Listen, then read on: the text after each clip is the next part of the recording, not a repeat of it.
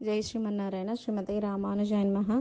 அல்லினாள் தாமரை மேல் ஆரணங்கின் நின்துணைவி மல்லிநாட ஆண்டமடமயில் மெல்லியலாள் ஆயர் குலவேந்தன் நாகத்தாள் தென் புதுவை வேயர் பயந்த విளక్కు.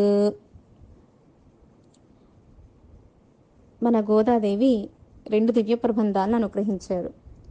ఒకటి తిరుప్పావై 30 పాసురాలు, 2 143 పాసురాలు కలిగిన నాచ్యార్ తిరుమొഴി. నాచ్యార్ అంటే మన గోదాదేవి, గోదాదేవి అనుగ్రహించిన తిరుమొഴి అని. నాచ్యార్ తిరుమొഴിలో వారణమాయిరం అనే పాసురాల వైభవాన్ని తెలుసుకుంటున్నాం. మన గోదాదేవి పెరుమాళ విషయంలో ప్రావణ్యం, ఆర్తి, అభినివేశం. ఆ అభినివేశంతో పెరుమాళ్లను సేవించాలి, పెరుమాళ్లతో నేరుగా మాట్లాడాలి అని కూడిక చక్రాన్ని ప్రార్థించింది, మన్మధుణ్ణి ప్రార్థించింది, కోకిలను ప్రార్థించింది.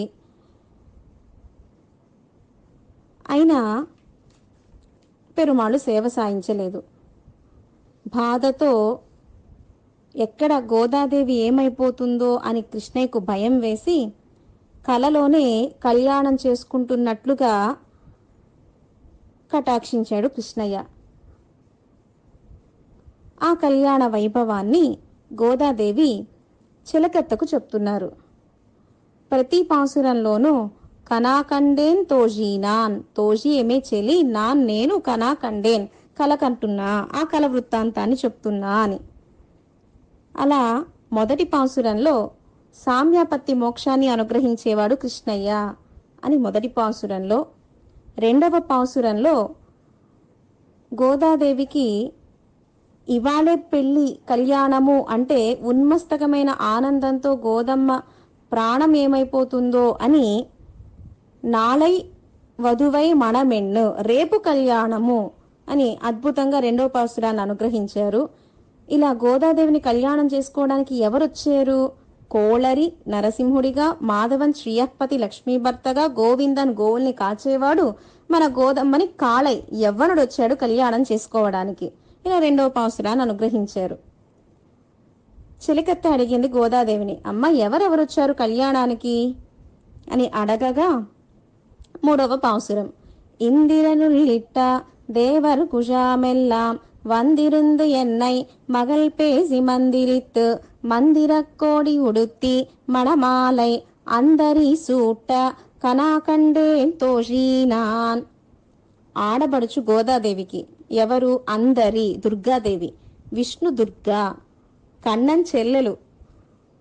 కర్పుడయ్య మడక్కన్ని కావల్ పూండ పూంకోవలూరు తొజుదం పోవు నెంజే అని తిరుమంగై మన్నన్ తిరునెడుందాండకంలో అనుగ్రహించారు. అద్భుతమైన ఆస్థానం తిరుక్కోవలూరు.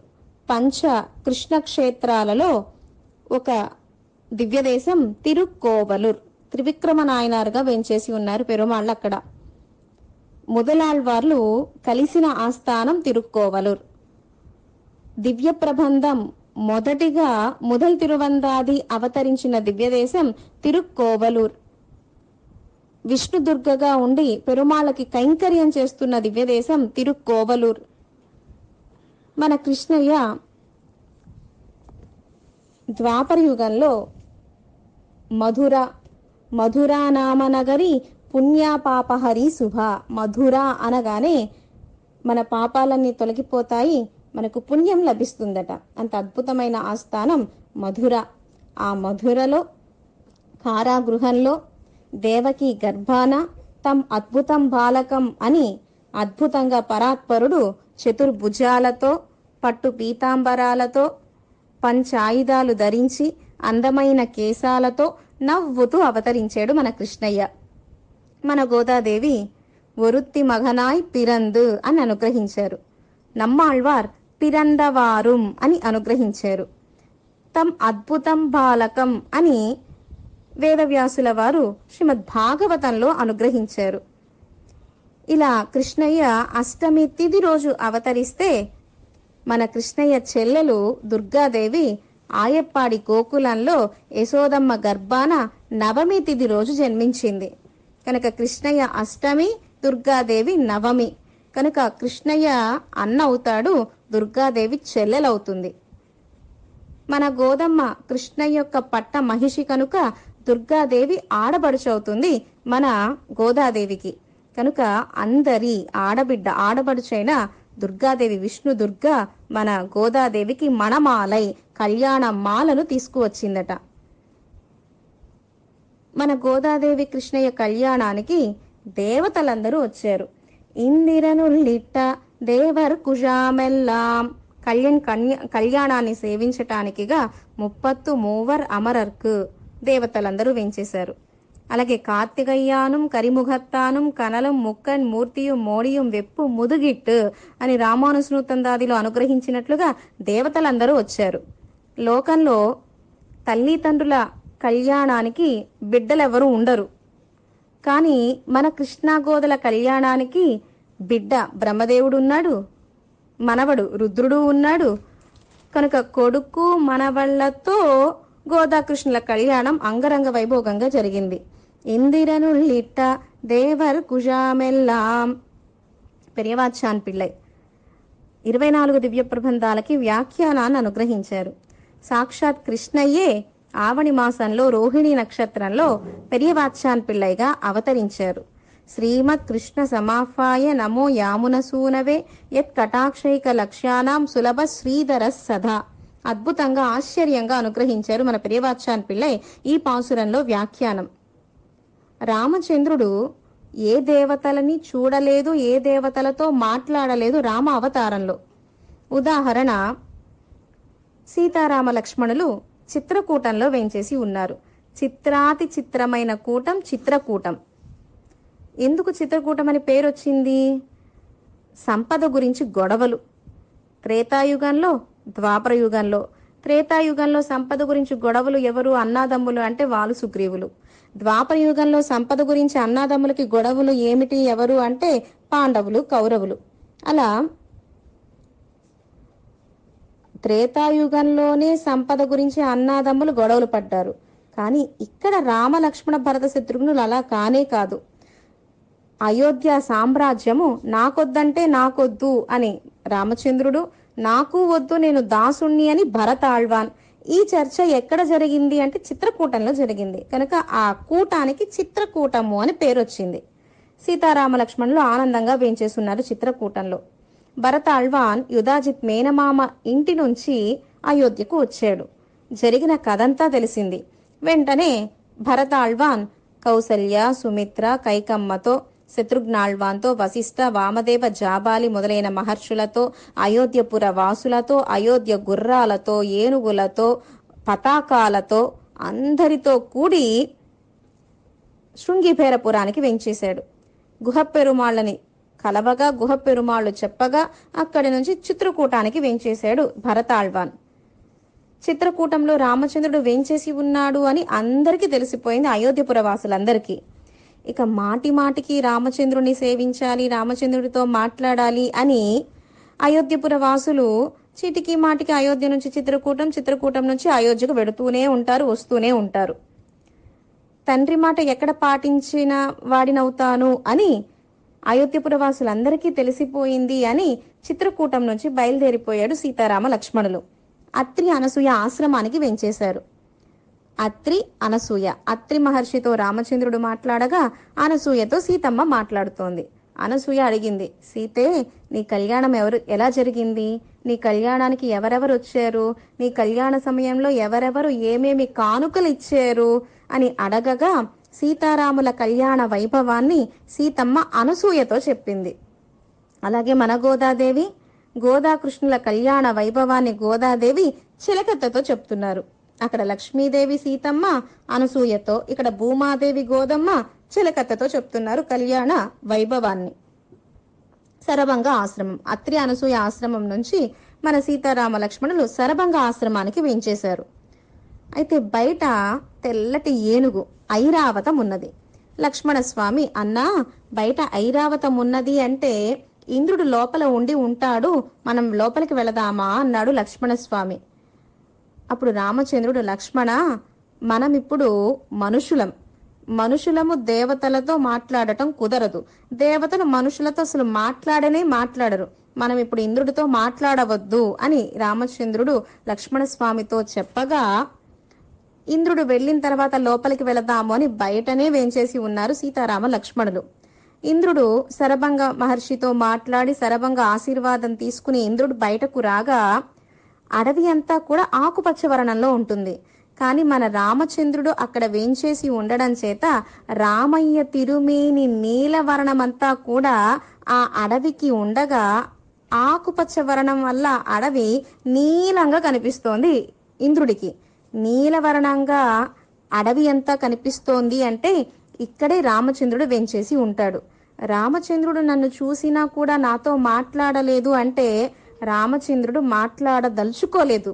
సరే, రామరావణ యుద్ధం అయినాక రామయ్యను కీర్తిద్దాము అని ఇంద్రుడు కూడా ఐరావతం ఎక్కి తన లోకానికి వెళ్ళిపోయాడు. ఇంద్రుడు వెళ్ళిన తర్వాత అప్పుడు రామలక్ష్మణులు శరభంగ ఆశ్రమం లోపలికి వేంచేశారు. అలా రామచంద్రుడు మాట్లాడనే లేదు దేవతలతో రామావతారంలో. రావణ యుద్ధము, రావణుడు చనిపోయాడు. రావణ వధ అనంతరము దేవతలందరూ కూడా రామచంద్రుడిని కీర్తించడానికి వచ్చారు. ఆకాశంలో బ్రహ్మగారు భవాన్ నారాయణో దేవః అని కీర్తిస్తూ ఉంటే మన రామచంద్రుడు ఆత్మానం మానుషం మన్యే రామం దశరథాత్మజం, బ్రహ్మయే నేను దైవం కాదు, దైవం అనకండి నన్ను, నేను దశరథ కుమారుణ్ణి అని చెప్పాడు మన రామచంద్రుడు. రామావతారము అంటేనే నేను మనిషిని అని దేవతల దగ్గరకు వెళ్ళలేదు, దేవతలతో మాట్లాడలేదు, దేవతలు వచ్చినా దేవతలతో మాట్లాడలేదు, దేవతలు రామచంద్రుడితో మాట్లాడటానికి సాహసించలేదు. అది రామ అవతారం.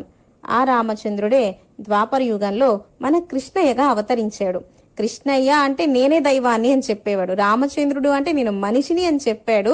కృష్ణయ్య అంటే నేనే దైవాన్ని అని చెప్పాడు. నేను చెప్పిందే అది కృష్ణయ్య అబద్ధమే అయినా అది సత్యమే. కృష్ణయ్య పుట్టగానే వసుదేవుడు శిరస్సున కృష్ణయ్యను ఉంచుకుని ఆయబ్బాడి గోకులానికి తీసుకువెడుతూ ఉన్నారు.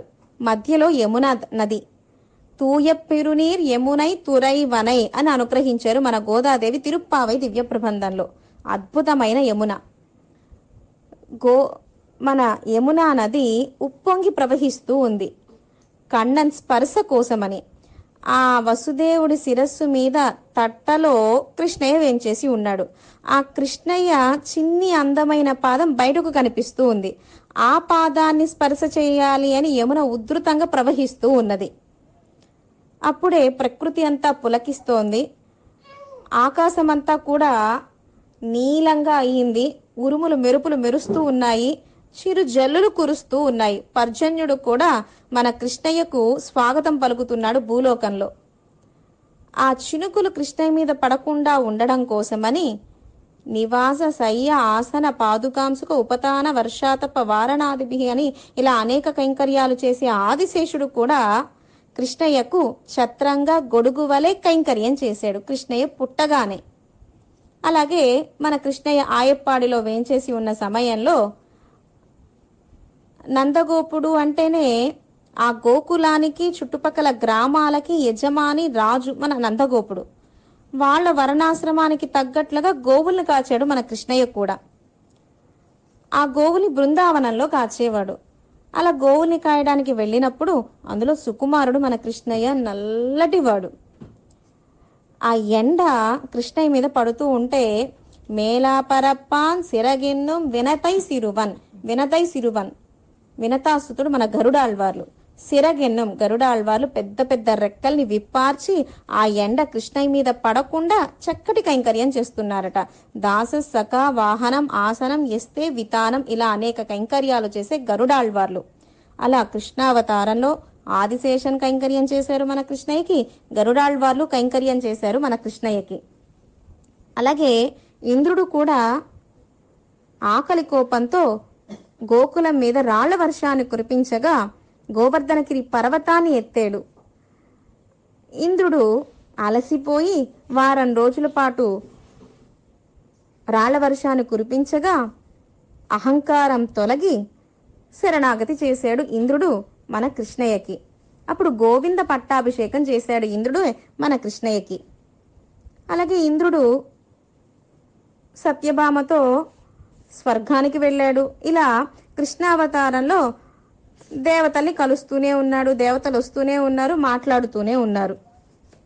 అలా ఇందిరనుల్లిట దేవర్ కుజామెల్లాం, ఆ దేవతలంతా కూడా మన గోదాకృష్ణుల కళ్యాణం సేవించటానికి వచ్చారు. దేవర్ కుషామెల్లాం వందిరుందు ఎన్నై మగల్పేసి మందిరిత్తు, మగల్పేసి ఆ దేవతలంతా కూడా ఏం మాట్లాడుకుంటున్నారు? గోదాకృష్ణుల కళ్యాణం ఎలా జరిపించాలి, ఎలా జరగాలి, ఏమేమి కానుకలు ఇవ్వాలి, ఇవన్నీ మాట్లాడుకుంటూ ఉన్నారట. సత్రం ఎక్కడ ఉన్నది ఉండడానికి, వరదక్షిణ ఎంత ఇస్తున్నారు. ఆ కాలంలో కళ్యాణము అంటే అబ్బాయే కట్నమిచ్చి అమ్మాయిని కళ్యాణం చేసుకునేవాడట. నంబిళ్ళ గారే ఈడు వ్యాఖ్యానంలో అనుగ్రహించారు, అబ్బాయే కట్నమిచ్చి ఆ అమ్మాయికి కళ్యాణం చేసుకునేవాడు అని. కానీ ఈ కాలం అంతా కూడా మారిపోయింది. అమ్మాయే కట్నం ఇచ్చి ఆ అబ్బాయిని కళ్యాణం చేసుకుంటోంది. మందిరిత్, ఈ దేవతలంతా కూడా రహస్యంగా ఏం చెయ్యాలి, ఎలా చేయాలి కళ్యాణము అని మాట్లాడుకుంటున్నారట. మందిర కోడి ఉడుత్తి, వస్త్రాన్ని ధరింపచేశారట మన గోదాదేవికి. మణమాలై, కళ్యాణ మాల ఎవరు తీసుకొచ్చారు? అందరి దుర్గాదేవి తీసుకొచ్చిందట. ఆడబడుచు, సంస్కృతంలో ఆడబడుచుని ననాందా అంటారు. ననాందా అంటే ఆడబడుచుకి ఎంత పెట్టినా, ఎంత చూసినా, ఎన్ని ఇచ్చినా సంతోషమే ఉండదట. అత్తామామల్ని ఏమైనా సంతోష పెట్టవచ్చునేమో కానీ ఆడబడుచుని సంతోష పెట్టడం చాలా చాలా కష్టమట. ఆమెను తృప్తి పరచలేమట. అలాంటి ఆడబిడ్డైనా అందరి దుర్గాదేవి మన గోదాదేవికి మణమాలై, అందమైన కళ్యాణ మాలను తీసుకువచ్చారు. ఇలా కనాకండేన్ తోజీనాన్ అని ఎవరొచ్చారో, ఎవరు ఏ మాలను తీసుకువచ్చారో మన గోదాదేవి చెలికి చెప్తున్నారు 3వ పాసురంలో. ఇందిరనుల్లిట్ట దేవర్ కుజామెల్లాం వందిరుందు ఎన్నై మగల్ పేసి మందిరిత్తు మందిర కోడి ఉడుత్తి మణమాలై అందరి సూట్ట కనాకండేన్ తోజీనాన్. 4వ పాసురం. చిలికత్త అడిగింది, అమ్మ గోదా, కళ్యాణ సమయంలో బ్రాహ్మణులు, వాద్యార్ స్వాములు ఎలా మంత్రాలను చదువుతారు?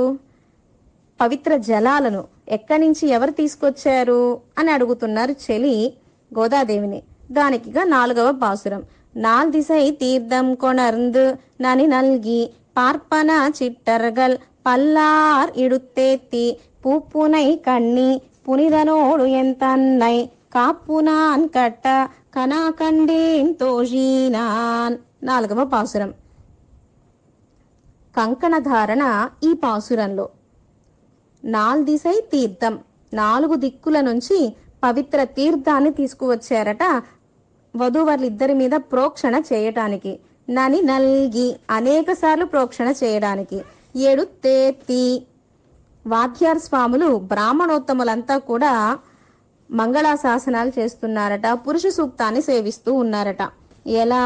కంఠాన్ని దాచుకోకుండా గట్టిగా ఏ అక్షరాన్ని ఎలా పలకాలో, ఎలా రాగంగా చదవాలో అలా చదువుతున్నారట బ్రాహ్మణోత్తములంతా కూడా. పూపునై కన్ని, చక్కగా పుష్పమాలికలన్నిటినీ కూడా ధరించి మన కృష్ణయ్య పునిద నోడు, చక్కగా నీరాడి పవిత్రంగా కళ్యాణానికి వేంచేశాడట.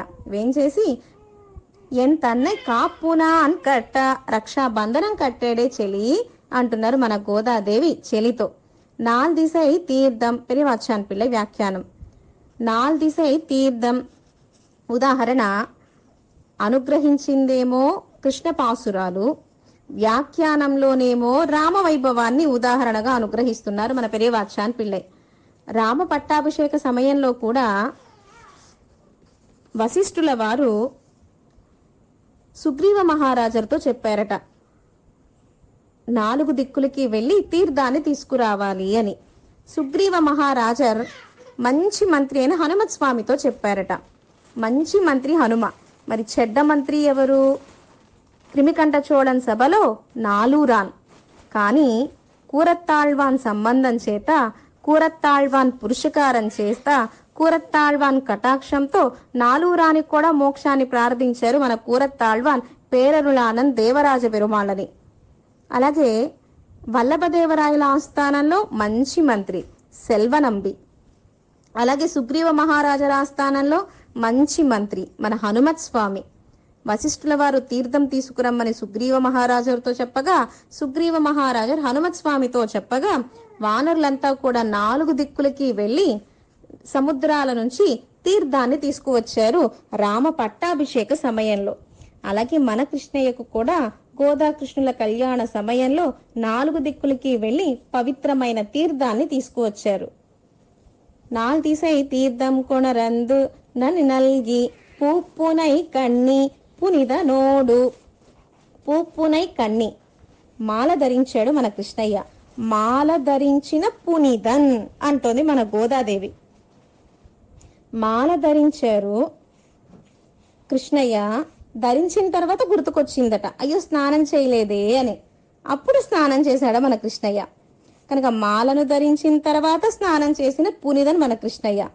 అసలు స్నానం చేసే అలవాటే లేదు మన కృష్ణయ్యకి. రామచంద్రుడు అంటే మర్యాద పురుషోత్తముడు, మడి ఆచారం ఎక్కువగా కలిగినవాడు. ఉదాహరణ, సీతారామ పట్టాభిషేక సమయంలో వశిష్ఠుల వారు మడిగా ఆచారంగా ఉండి జగన్నాథుడైన రంగనాథుడికి ఆరాధన చెయ్యండి అని చెప్పగా, సీతమ్మ పక్కనే ఉన్నది, సహపత్న్య విశాలాక్షి. సీతమ్మతో కూడి ఆరాధన చేయాలి రంగనాథుడికి. సీతమ్మ తాకలేదు. తాకిందేమో అన్న అనుమానంతో సరయూ నదికి వెళ్లి 100 సార్లు మునిగాడట మన రామయ్య. అంత ఆచారం కలిగినవాడు. కానీ మన కృష్ణయ్య అలా కాదు.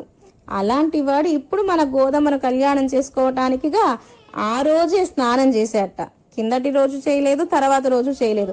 ఆ రోజే స్నానం చేసిన పవిత్రుడు మన గోదమ్మని కళ్యాణం చేసుకోవడానికి వచ్చాడు. కనుక పూపునై కన్ని మాలను ధరించిన పునిదన్. మాలను ధరించిన తర్వాత స్నానం చేయలేదే అని గుర్తొచ్చి స్నానం చేశాడు. అలంకార ప్రియో విష్ణు మన స్వామి. అభిషేక ప్రియుడు రుద్రమూర్తి అయితే అలంకార ప్రియుడు మన స్వామి. అలా పూపునై కన్ని పునిద నోడు. కృష్ణయ్య మాలను ధరించాడు, నీరాడాడు, ఒక అద్భుతమైన వస్త్రాన్ని ధరించాడు. ఇంకా ఏం అలంకారం చేసుకోలేదట. గోదమ్మ అయితే అంత అద్భుతంగా అలంకరించుకుందే, కన్నా ఏంటి అసలు అలంకారమే లేదే అని అడిగితే, నేను ఆచార అనుష్ఠానము బాగా కలిగిన వాడిని. ఆమంటే పెళ్లి కూతురు స్త్రీ కాబట్టి అన్ని అలంకారాలు చేసుకుంది. నాకు మడి ఆచారం అనుష్ఠానం ఎక్కువ కాబట్టి అలంకారాలు ఏమి నాకొద్దు అన్నట్ట మన కృష్ణయ్య. పునీదన్ ఎంత పవిత్రమైన వాడు అంటే చేతిలో పవిత్రాన్ని ధరించి వచ్చాడట కళ్యాణం చేసుకోవడానికి మన గోదమ్మని. వాద్యాల స్వాములు బ్రాహ్మణోత్తములంతా అన్నారట, ఇప్పుడే పవిత్రం ధరించకూడదు, సమయం ఇంకా రాలేదు, సంకల్పమంతా అయిన తర్వాత పవిత్రాన్ని ధరించాలి అని చెప్పారట వాద్యాల స్వాములు. కృష్ణయ్య అన్నట, అలా ఏం కాదు, నేనెప్పుడు పవిత్రంతోనే ఉంటాను. ఎందుకు అలా అన్నాడు కృష్ణయ్య? అందరూ చెప్పుకోవాలి, కృష్ణయ్యకు ఎంత మడి ఆచారం కలిగిన వాడు, నిత్యము చేతిలో పవిత్రంతోనే ఉంటాడట అని అందరూ కూడా పెరియాళ్వార్లకు వెళ్ళి చెప్పాలి, మీ అల్లుడు ఎంత గొప్పవాడో, ఎంత ఆచార అనుష్ఠానం కలిగిన వాడో అని. కనుక నిత్యము పవిత్రంతోనే ఉంటాను, నాకు మడి ఆచారం బాగా ఎక్కువ అని చెప్తున్నట్ట మన కృష్ణయ్య.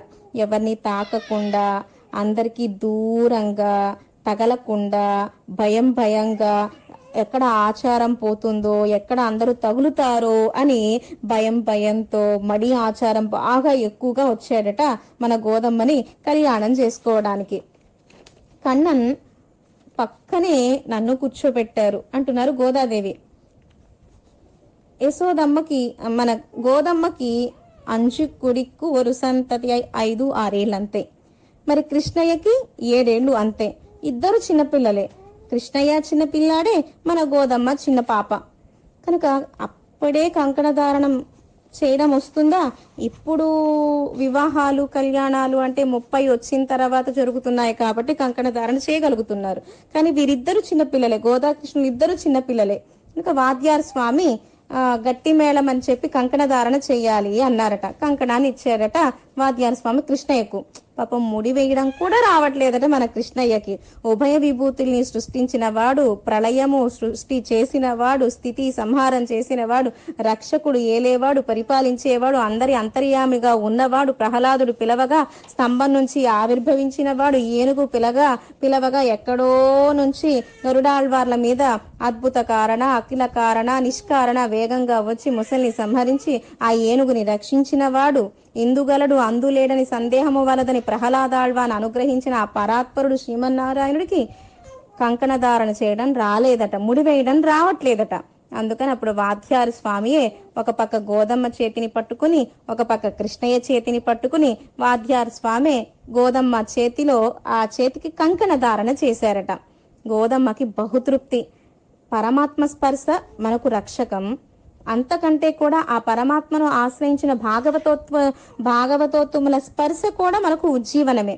ఈ వాద్యారి స్వామి పరమ భాగవతోత్తములట కనుక భగవత్ సంబంధంతో పాటుగా, కృష్ణ స్పర్శతో పాటుగా భాగవత స్పర్శ కూడా నాకు లభించిందే అని ఆనందపడుతున్నారు మన గోదాదేవి. అలాగే ఉదాహరణ, తిరుక్కోవలూరు ఆస్థానంలో మృకండ మహర్షి ఆశ్రమం అరుగు మీద ముదలాళ్వార్లు వేంచేసి ఉండగా ఆ ముదలాళ్వార్ల మధ్యలోకి ఎవరు వేంచేశారు? త్రివిక్రమనాయనారే వేంచేశారు, ముదలాళ్వార్ల స్పర్శ కోసమని. అలాగే ఇక్కడ గోదమ్మ కూడా కన్నన్ స్పర్శతో పాటుగా భాగవత స్పర్శ కూడా, వాద్యార్ స్వామి స్పర్శ కూడా లభించిందే అని ఆనందపడుతున్నారు 4వ పాసురంలో కంకణ ధారణ.